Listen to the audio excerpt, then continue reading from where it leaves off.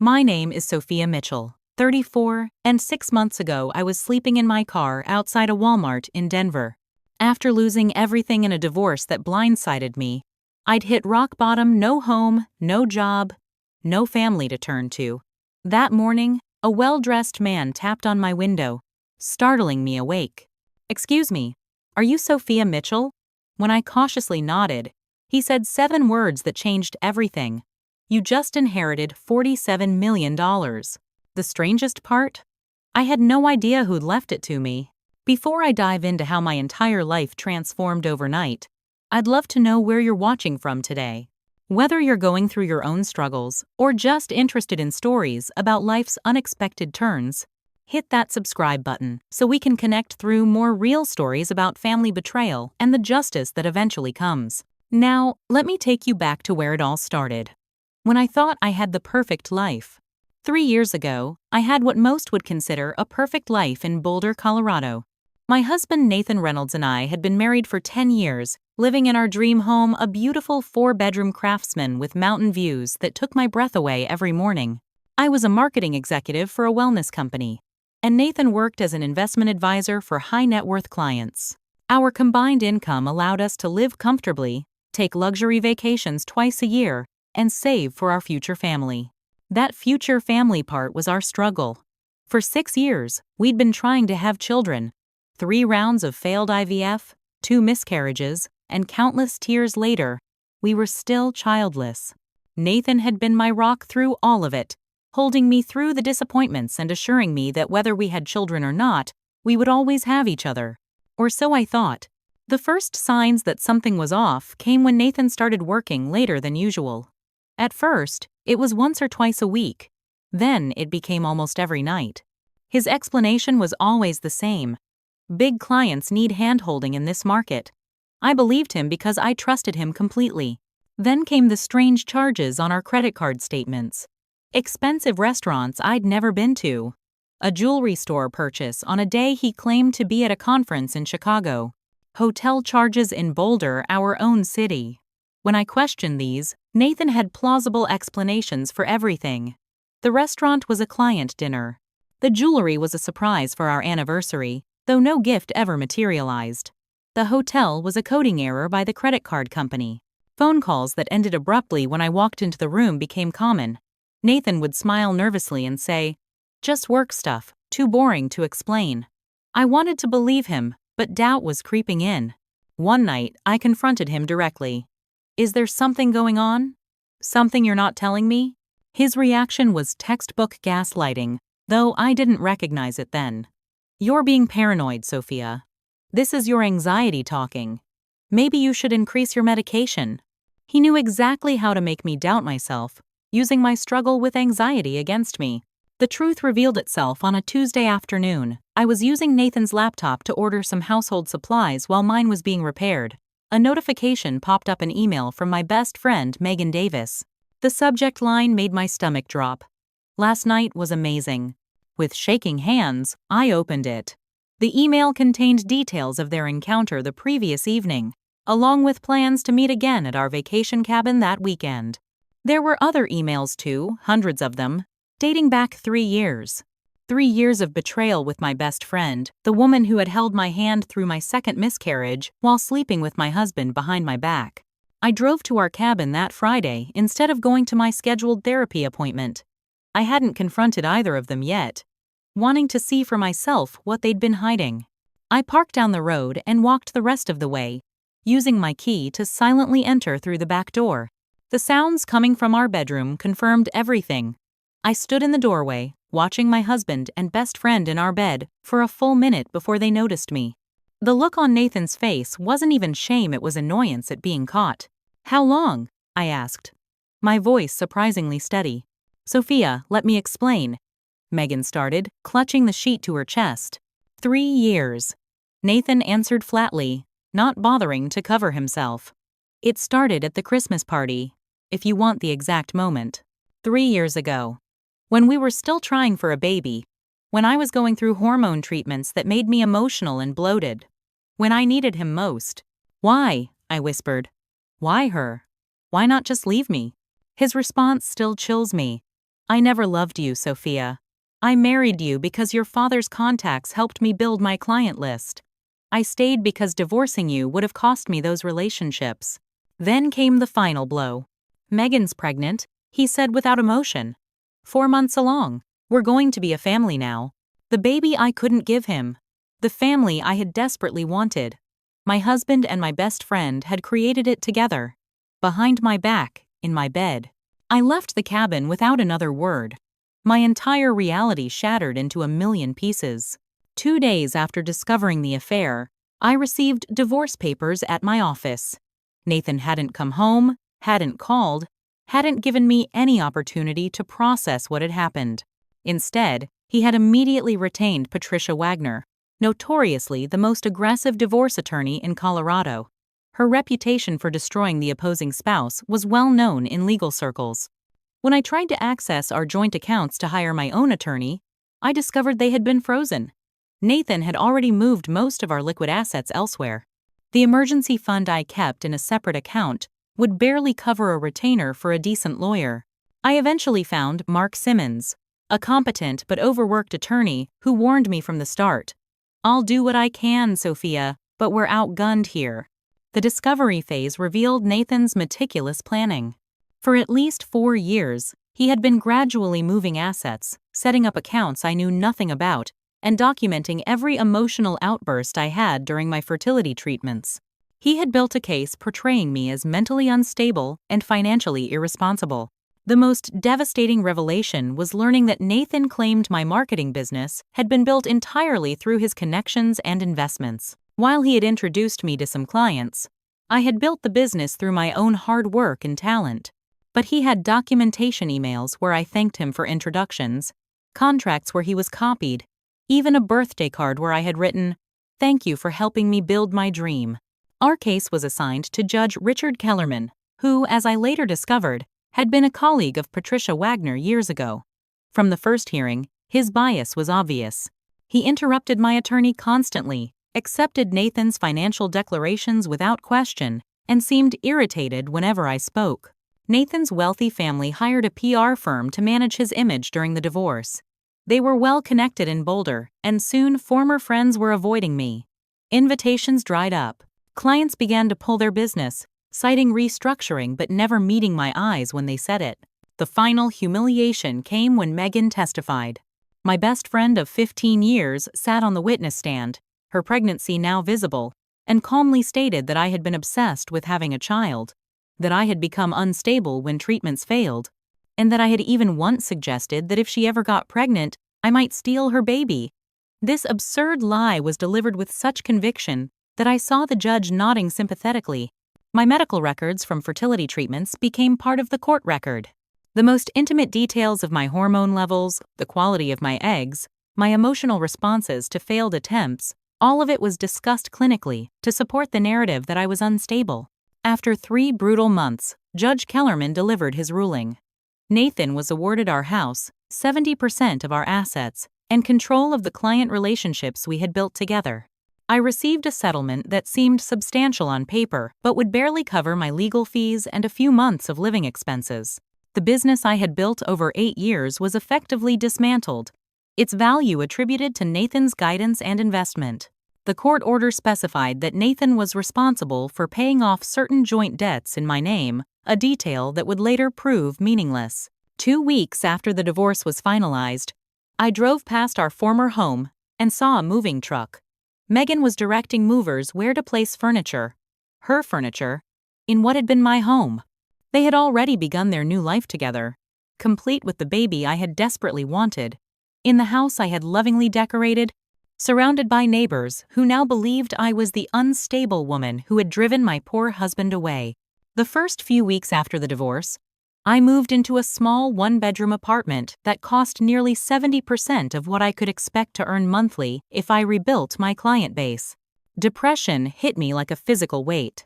Some mornings, I couldn't get out of bed. Other days, I would sit at my computer for hours, staring at email drafts to potential clients but unable to press send. My anxiety attacks returned with a vengeance. The medication that had worked before seemed ineffective against this new level of stress. Sleep became elusive. I would lie awake replaying conversations, wondering how I had missed the signs, questioning every memory of my marriage. Within 2 months, I had lost 30 pounds. Friends who saw me in passing barely recognized me. My clothes hung off my frame, but I had no money to buy new ones. The few clients I managed to retain after the divorce slowly disappeared. I later learned that Nathan had been contacting them, expressing concern about my mental state and suggesting other marketing consultants who might be more reliable during this difficult time. His sabotage was subtle but effective. Then the collection notices started arriving. Credit cards I thought Nathan was responsible for paying remained outstanding. Our car loan, which the divorce decree clearly assigned to him, went into default. Each time I called Nathan or his attorney, I received the same response. "We'll look into it." Nothing changed. My credit score plummeted. When I tried to rent a cheaper apartment, my application was rejected due to my credit history. Potential employers ran background checks that flagged my financial issues, leading to polite rejections. My parents, retired in Florida on a fixed income, offered what help they could. They sent a few $100s each month, despite my protests. "We should come stay with you," my mother suggested during our weekly calls. "No, Mom," I insisted. "I'm fine. I'm figuring things out. You don't need to worry." I couldn't bear for them to see what my life had become. And their small condo couldn't accommodate me anyway. The worst part was seeing Nathan and Megan around town. Boulder, despite its size, suddenly felt tiny. I'd spot them at the farmer's market, Megan's pregnancy progressing, both of them laughing. Once at a stoplight, they pulled up beside me. Nathan glanced over, made eye contact, and smirked before looking away. That smirk told me everything he had won. He had taken everything from me, and he was enjoying it. 4 months after moving into my apartment, I received an eviction notice. The property management company cited late payments, though I had documentation proving I'd paid on time. Fighting it would require legal help I couldn't afford, so I packed my remaining possessions and left. I sold my furniture, my clothes, my books, anything to generate cash. My laptop went next, followed by my grandmother's jewelry. The only thing I couldn't part with was my car, a 2012 Honda Civic with over 100,000 miles. It wasn't worth much to sell, but it became my only shelter. Living in your car is a harsh education. You learn quickly where it's safe to park overnight and which public restrooms are clean enough to wash up in. You discover which cafes will let you sit for hours with a single coffee and which libraries have the most comfortable chairs. You become intimately familiar with the shame of catching someone's eye and watching them quickly look away, pretending they don't see you. The invisibility was perhaps the most painful part. People I had known for years, neighbors, former colleagues, even my regular barista would see me and look through me. My homelessness had transformed me from a person into a problem, something to be avoided rather than helped. My world shrank to the interior of my Honda Civic. My daily concerns reduced to finding a place to park, staying clean, and stretching my dwindling resources for one more day. Winter in Colorado is brutal when you have a warm home. When your home is a 12-year-old Honda Civic, it becomes life-threatening. December brought temperatures that routinely dropped below freezing at night.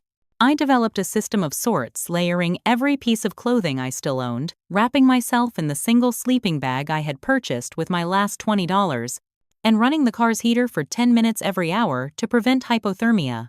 One night, I miscalculated. Exhausted from a day of walking around a mall just to stay warm, I fell into a deeper sleep than usual with the car running. I woke to a pounding headache and nausea, disoriented and confused. A homeless man named Frank had noticed my car running too long and recognized the signs of carbon monoxide poisoning. He broke my car window to pull me out, likely saving my life. "You gotta be smarter than that," he told me gruffly as I vomited in the parking lot. "Car heater's a killer." Frank, a veteran who had been homeless for 8 years, became an unexpected guardian angel. He showed me safer places to park behind an abandoned strip mall where security rarely patrolled, in church parking lots where sympathetic pastors might look the other way. He taught me how to use hand warmers effectively and which shelters might have space on the coldest nights. But even with Frank's guidance, the winter was taking its toll. Security guards at various parking lots began to recognize my car, forcing me to move constantly. One particularly aggressive mall cop threatened to have my car towed, which would have been catastrophic, my last possession and only shelter taken away. "You can't stay here, lady," he said, shining his flashlight directly in my face. "This ain't a hotel." "I'll move," I promised, hands shaking as I turned the key, praying the car would start. "People like you bring down property values," he muttered as I drove away, as if I had chosen this life. The library became my sanctuary during the day. It offered warmth, clean restrooms, and free internet access. I would apply for jobs online, using an address from when I had an apartment, but without reliable phone service. My plan had been discontinued months ago due to non-payment, and looking increasingly disheveled despite my best efforts, interviews were rare and unsuccessful. "We've decided to go with another candidate," was the polite rejection I heard on the few occasions I made it to an interview. The unspoken reality was obvious. No one wants to hire someone who looks like they've been living in their car. My daily routine became a desperate cycle of survival. Wake up before sunrise to avoid attention. Use the bathroom at a gas station. Find a fast food restaurant where I could wash up in the bathroom without buying anything. Spend the day at the library or walking around stores. Find a new place to park for the night. Repeat. The worst moment came when I simultaneously ran out of gas, money, and food. I had exactly $2.18 to my name. The gas gauge showed less than an eighth of a tank, not enough to run the heater that night or drive anywhere the next day. I hadn't eaten in almost 36 hours. Sitting in my car during a heavy snowstorm, watching the gas gauge and feeling the temperature drop, I considered ending it all. How simple it would be to just close my eyes and let the cold take me. Who would even notice I was gone? Nathan and Megan were building their perfect family. My parents believed I was still getting back on my feet. I had disappeared from everyone else's radar months ago. I was startled by a knock on my window. It was Frank, carrying a paper bag. "Ain't seen you eat today," he said simply, handing me half a sandwich and a bottle of water. "Can't let a neighbor go hungry." Frank's small act of kindness, sharing his own meager resources with me, broke something inside me. I sobbed as I ate that sandwich, the first food I'd had in almost 2 days. Frank stood awkwardly beside my car, keeping watch while I cried. "When you hit bottom," he said as my tears subsided, "only way left is up. I wonder where you were when you hit your lowest point. Maybe you're going through something similar right now. Or perhaps you've already climbed out of your own dark place. If you're finding any comfort or hope in my story, consider subscribing to hear more stories like this one. We're all just trying to find our way back to solid ground, aren't we? Let me tell you what happened next, because Frank was right, I had nowhere to go but up. On a Tuesday morning in February, I woke to a sharp tap on my car window. My first thought was that security was evicting me from my parking spot again. Instead, I found myself staring at a well-dressed man in his 50s carrying a leather briefcase. "Excuse me," he said through the glass, his voice muffled. "Are you Sophia Mitchell?" My instinct was to lie. Nothing good ever came from strangers knowing your name when you're homeless. But something in his polite, professional demeanor made me hesitate. "Who's asking?" I responded cautiously. "My name is Thomas Bennett. I'm an attorney with Caldwell, Jenkins, and Finch in New York City." He held up a business card against the window. "I've been looking for you for several weeks. May we speak somewhere more comfortable? I have rather extraordinary news." I rolled down my window just an inch. "Whatever you're selling, I can't afford it." He smiled slightly. "I'm not selling anything, Miss Mitchell. Quite the opposite. You've inherited a substantial estate from Eleanor Blackwood. $47 million, to be precise." I laughed. It was the only possible response to such an absurd statement. "Look, I don't know who put you up to this, but it's not funny. I don't know any Eleanor Blackwood." "That's not surprising," Thomas replied calmly. "She didn't know you personally either. But she was your biological grandmother." "My biological grandmother?" This had to be a scam. Some elaborate con targeting vulnerable people. "I have documentation," Thomas continued, opening his briefcase and retrieving a folder. "Perhaps we could discuss this over breakfast?" My treat, of course. Hunger won out over suspicion. The prospect of a hot meal in a warm restaurant was too tempting, even if I had to listen to some convoluted scam pitch. Over coffee and the first real breakfast I'd had in months, Thomas explained.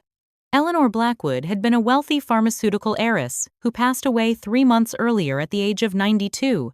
She had spent decades searching for her granddaughter me after a family rift had separated us.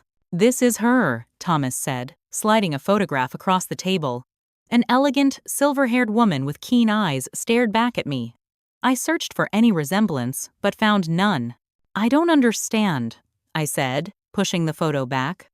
"My grandparents were James and Ruth Mitchell. They died before I was born." "Those were your father's parents," Thomas explained gently. "You were adopted as an infant, Miss Mitchell. Eleanor was your maternal grandmother." The world seemed to tilt on its axis. "That's not possible. My parents would have told me." Thomas slid another document across the table, a copy of an adoption certificate with my name on it. "The condition of the inheritance is that you come to New York in person to claim it and undergo a DNA test to confirm your identity." Eleanor was very specific about this requirement. I stared at him, still convinced this was all an elaborate hoax. "And I suppose I need to pay some fees up front? Processing costs? Taxes?" Thomas smiled. "No, Miss Mitchell. The estate covers all costs." In fact, he reached into his briefcase again and withdrew an envelope. "Here is a prepaid reservation at the Four Seasons Hotel in downtown Denver for tonight, and a first-class plane ticket to New York for tomorrow. Take a day to rest, recover, and consider my offer. The firm's number is on my card. Call to verify my identity if you wish." After Thomas left, I sat in the restaurant for an hour, turning the hotel keycard over and over in my hands. Could this possibly be real? I borrowed the restaurant's phone and called the law firm. To my shock, the receptionist immediately recognized Thomas's name and transferred me to his secretary, who confirmed he was indeed in Denver on business for the Blackwood estate. I thought of Frank. Using the last of the cash Thomas had left to cover breakfast, I bought a prepaid phone card and called him from a payphone. "Sounds fishy," Frank said after I explained. "But check out that hotel room. Worst case, you get a hot shower and a comfortable bed for a night. Just don't sign anything or give them any money." That night, standing in the luxurious Four Seasons bathroom, I stared at my reflection in the mirror. The gaunt, hollow-eyed woman looking back at me barely resembled the confident marketing executive I had been a year ago. But somewhere behind those tired eyes was a flicker of something I hadn't felt in months. Hope. I decided to take the chance. What did I have to lose? The flight to New York was surreal. Dressed in clothes I'd purchased with the prepaid credit card Thomas had provided, I sat in first class, a homeless woman pretending to belong among business executives and wealthy travelers. The flight attendant offered me champagne. I almost laughed at the absurdity of it all. Thomas met me at JFK Airport, escorting me to another luxury hotel in Manhattan. "The meeting at the firm is scheduled for tomorrow morning," he explained. "Eleanor's will specifies a formal reading in the presence of all beneficiaries." That night, I barely slept despite the plush comfort of the hotel bed. Part of me still expected to wake up in my car. This entire experience, nothing more than a desperate dream. The next morning, a town car delivered me to an imposing skyscraper in Midtown Manhattan. Caldwell, Jenkins, and Finch occupied 3 full floors. The reception area alone was larger than my former apartment, all marble and mahogany with commanding views of the city. I was ushered into a conference room where several people already waited. Thomas introduced them as partners of the firm and other minor beneficiaries of Eleanor's will, former staff members, charitable foundation representatives, and distant relatives. At precisely 10 a.m., senior partner James Caldwell began the reading. He spoke at length about Eleanor Blackwood's life, her marriage to pharmaceutical magnate Richard Blackwood, their considerable fortune, her philanthropic work after his death, and her reclusive final years. The bulk of the estate, Caldwell announced, including the primary residence in the Hamptons, the investment portfolio, and liquid assets totaling approximately $47 million, is bequeathed to my granddaughter, Sophia Catherine Mitchell, upon verification of her identity through DNA testing. The room fell silent, all eyes turning to me. a woman across the table introduced earlier, as Eleanor's niece glared openly. "There must be some mistake," she said sharply. Eleanor had no grandchildren. Catherine died childless. Thomas cleared his throat. "That is not accurate, Miss Harrington. If you'll allow me to explain." Over the next hour, I learned the truth about my origins. Eleanor Blackwood had one daughter, Catherine, who fell in love with a young musician her father disapproved of. When Catherine became pregnant at 19, her father, Richard Blackwood, arranged for the pregnancy to be hidden. Catherine was sent to a private facility in Colorado under the pretense of attending a European boarding school. Catherine died during childbirth, Thomas explained gently. A cerebral hemorrhage. Her last request was that her baby, You Sophia, be given a good home. Richard arranged a private adoption without consulting Eleanor, who was traveling at the time. When Eleanor returned and learned what had happened, she was devastated. Her husband had given away her only grandchild and refused to reveal the adoptive family's identity. Eleanor never forgave him, Thomas continued. They remained married, but lived essentially separate lives until his death 15 years later. After Richard died, Eleanor began searching for her lost grandchild. She hired private investigators who eventually identified my adoptive parents, but they refused contact, fearing Eleanor might try to claim custody. "Your parents were approached when you were 7 years old," Thomas explained. "They were frightened of losing you to a wealthy family with unlimited resources for legal battles. They moved several times to avoid further contact. Eleanor never gave up. She established a trust for me and continued to track my life from afar." Thomas showed me photos Eleanor sitting far in the back at my high school graduation, Eleanor watching from her car as I entered my college dormitory. "She attended your wedding as well," Thomas said softly. "She sat in the last row, left before the reception. She didn't want to disrupt your life, but she wanted to be present for important moments." The final piece of evidence was a DNA test. The results, available the next day, confirmed what I already knew in my heart. Eleanor Blackwood had been my biological grandmother. With the confirmation came the inheritance and a letter Eleanor had written to me before her death. I read it alone in my hotel room, tears streaming down my face. "My dearest Sophia, if you are reading this, we never had the chance to meet properly. This has been my greatest regret. I have watched you grow from afar, never interfering but always loving you. The circumstances that kept us apart were cruel. But please know that not a day went by when I didn't think of you and your mother. The money is nothing compared to the time we lost, but I hope it gives you the freedom to live the life that circumstances have denied you. Your mother would be so proud of the woman you've become. All my love, your grandmother, Eleanor." Attached to the letter was a single photograph, a young woman with my eyes and smile, obviously pregnant, laughing at the camera. My biological mother, Catherine. On the back was written simply, "Catherine, 1 month before you." I spent the next week in a daze, touring Eleanor's mansion in the Hamptons, now my mansion, room after room filled with art and antiques. Staff who had served Eleanor for decades now looked to me for direction. I wandered through the gardens where she had walked, slept in the bedroom that had been hers, touched books she had read. In her private study, I found the evidence of her search for me files documenting my life from afar, school photos she had somehow obtained, newspaper clippings of academic awards I had won, a copy of my wedding announcement, reports from private investigators detailing my career progress, and diaries, dozens of them, spanning decades. I read them all, learning about the grandmother I never knew and the mother I never had the chance to meet. Eleanor's grief at losing her daughter, her rage at her husband, her determination to find her granddaughter, her joy at glimpsing me from afar, her fear of disrupting my life by revealing herself. The strangest emotion was grief, mourning someone I had never actually met, yet who had loved me my entire life. Someone who had been at my most important life events, watching from a distance, never introducing herself for fear of complicating my existence. Had I known about Eleanor sooner, how different might my life have been? Would I have endured the humiliation of my divorce and homelessness if I'd had a wealthy grandmother to turn to? The thought was both comforting and painful. As I sat in Eleanor's study, surrounded by the evidence of her long-distance love, I felt a strange mixture of gratitude and sadness, grateful for this unexpected second chance, but mourning all the years we could have had together. Once the initial shock of my inheritance began to wear off, I knew I needed to confront my parents. Not in anger, but in search of understanding. Why had they kept my adoption secret? Why deny me knowledge of my biological family? I arranged a video call, not immediately telling them about the inheritance or Eleanor. They were shocked at my appearance even after a week of proper nutrition and rest.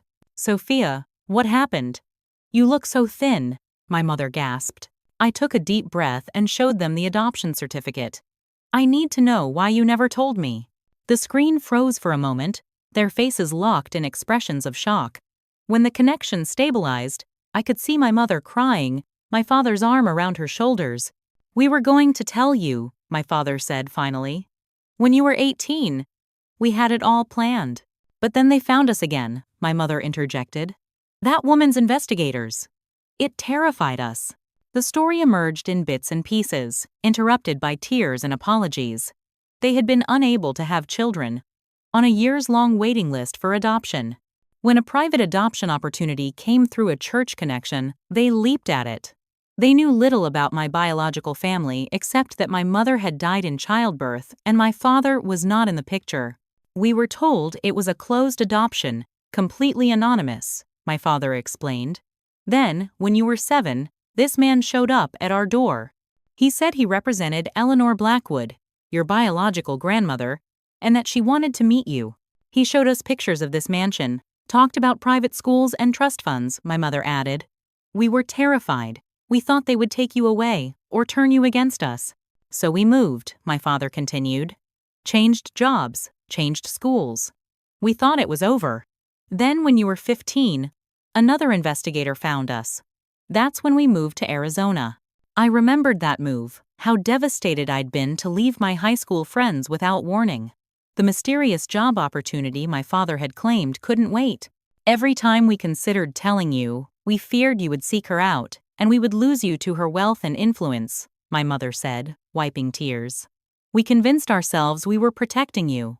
"Did they contact you again after I was an adult?" I asked. They exchanged glances. "Yes," my father admitted. "When you were in college, we told them you had a right to your own life without their interference. We said if they truly cared about your happiness, they would stay away. And they respected that?" The investigator said Miss Blackwood only wanted to know you were well, that she wouldn't disrupt your life, my mother explained. "We thought that was the end of it." I didn't tell them about Eleanor watching from afar at my graduation, my wedding. About the grandmother who loved me enough to respect my parents' wishes, even at the cost of never meeting me. "I need time to process this," I said finally. "I'm not angry, but this is a lot to take in."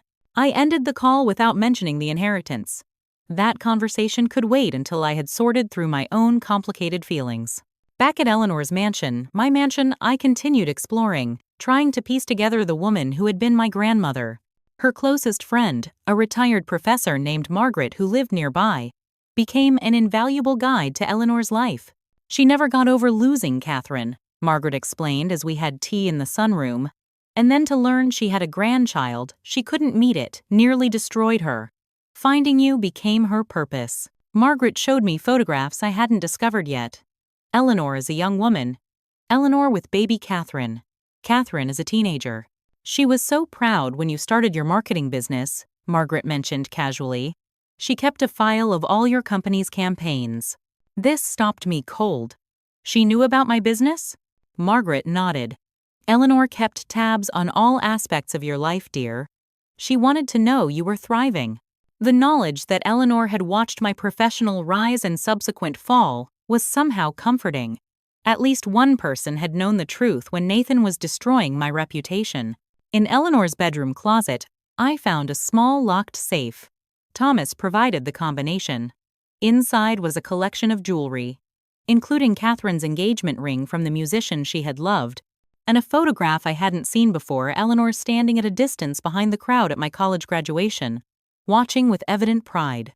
On the back was written, "Sophia's graduation." She graduated with honors. I wanted to tell her how proud I was. The weight of these revelations of all I had gained and lost hit me all at once. I had a family history I never knew about, a biological legacy I was only beginning to understand. I had a grandmother who loved me from afar for decades, never interfering out of respect for my adoptive parents, yet never giving up hope of connection. And I had wealth and security that could have prevented my homelessness. Had Eleanor found me sooner, had my parents told me the truth, had I known where to turn when Nathan destroyed my life.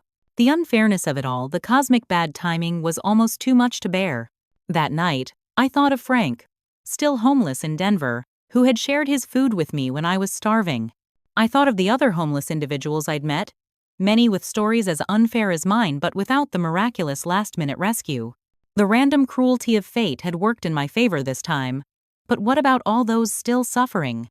I fell asleep in Eleanor's bed, surrounded by the possessions of a woman I would never meet but who had changed my life forever, determined that her legacy would extend beyond just saving me.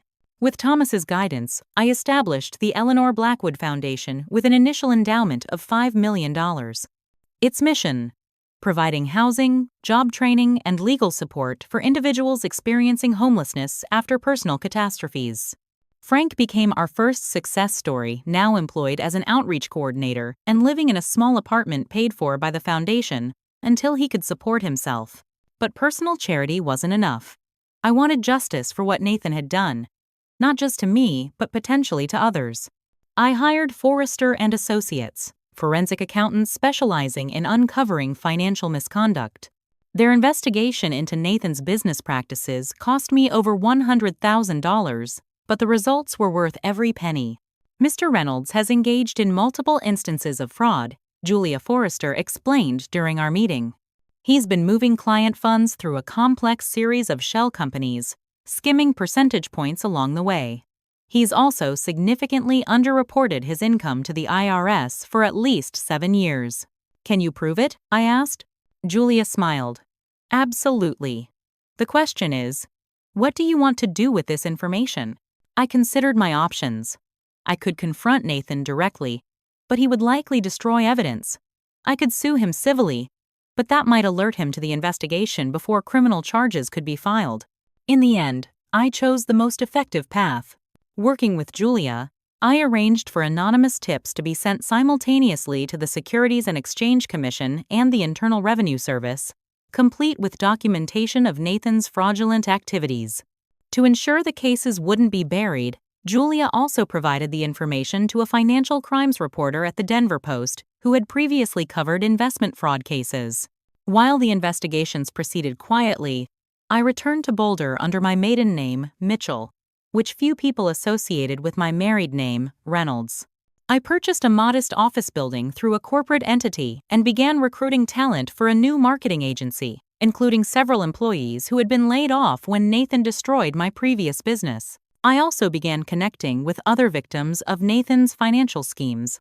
There was Elaine Weber, a widow who had invested her husband's life insurance with Nathan, only to be told the funds had underperformed.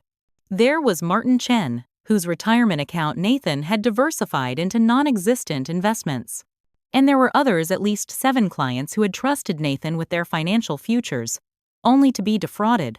I provided them all with pro bono legal representation through the foundation, helping them prepare their cases against Nathan while the government built its own.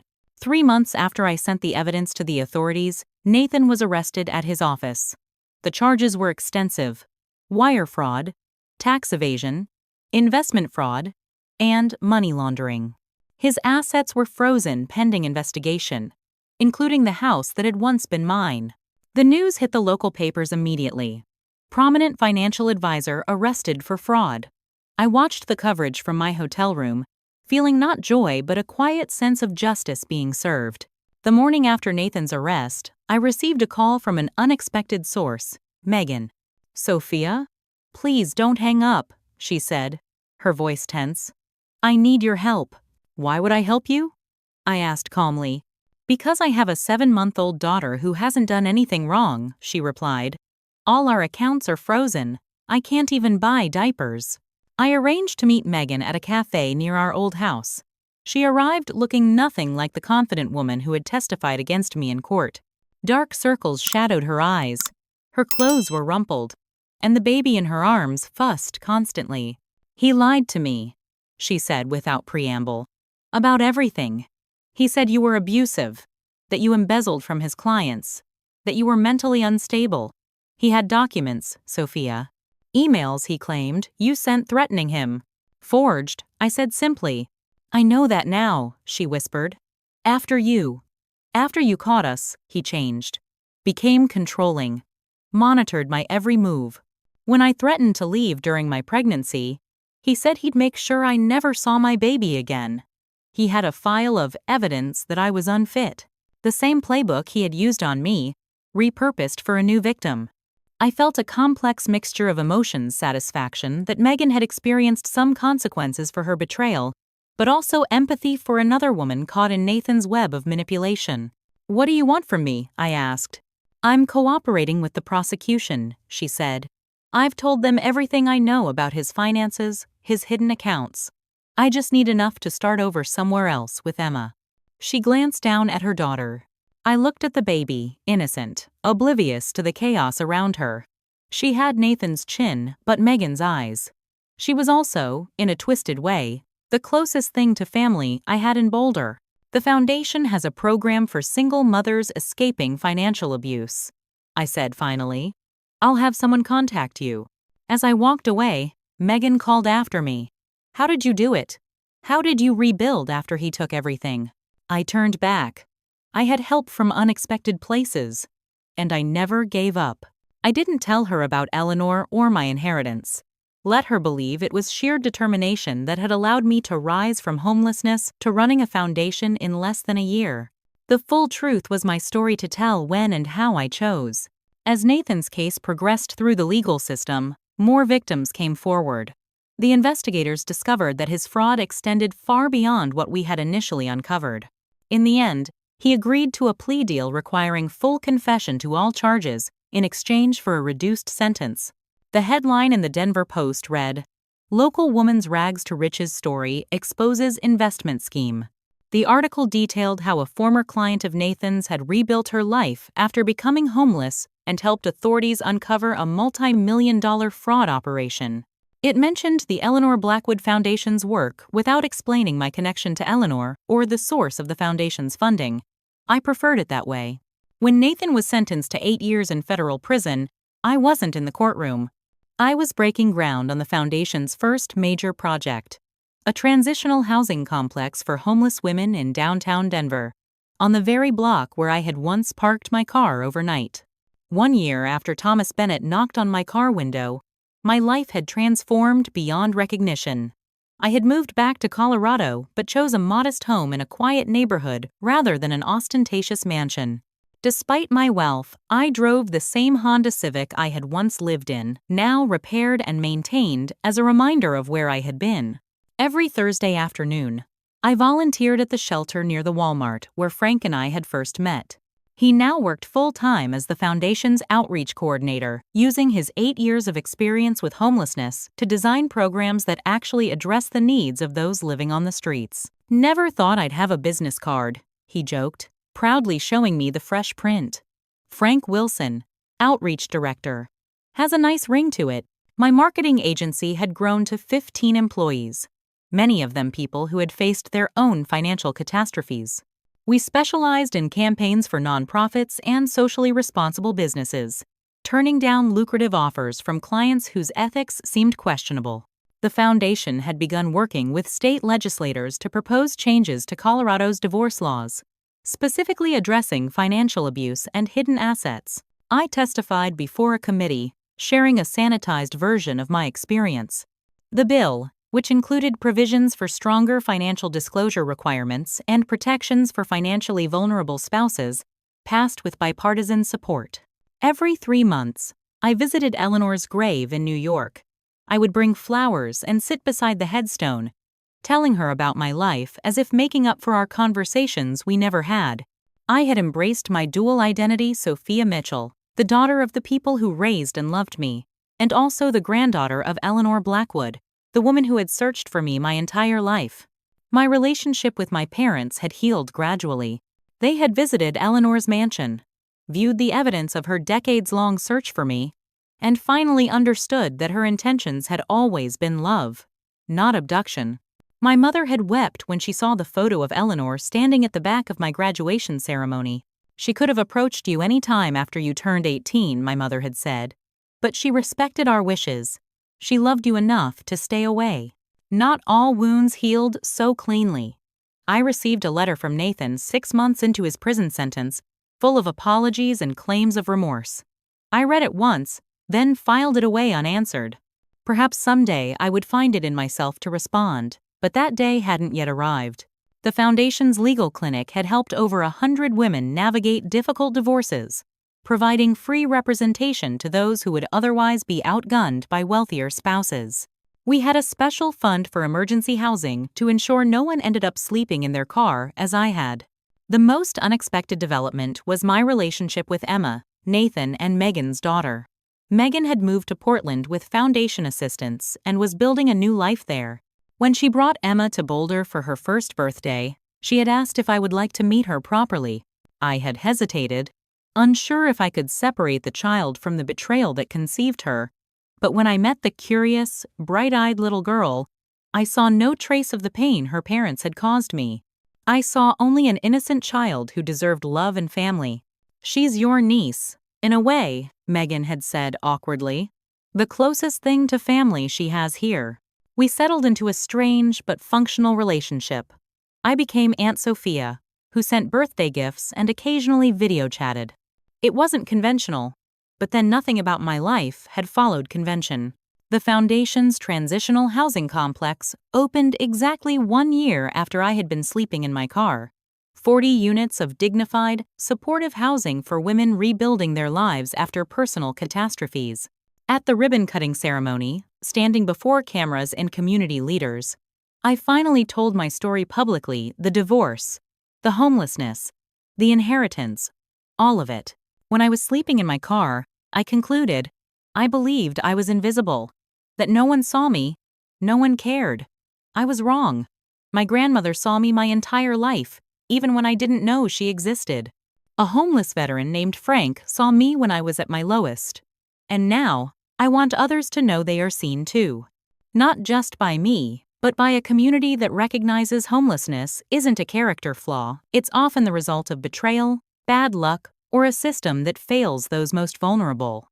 As I reflect on my journey, I'm struck by how family isn't always who we expect.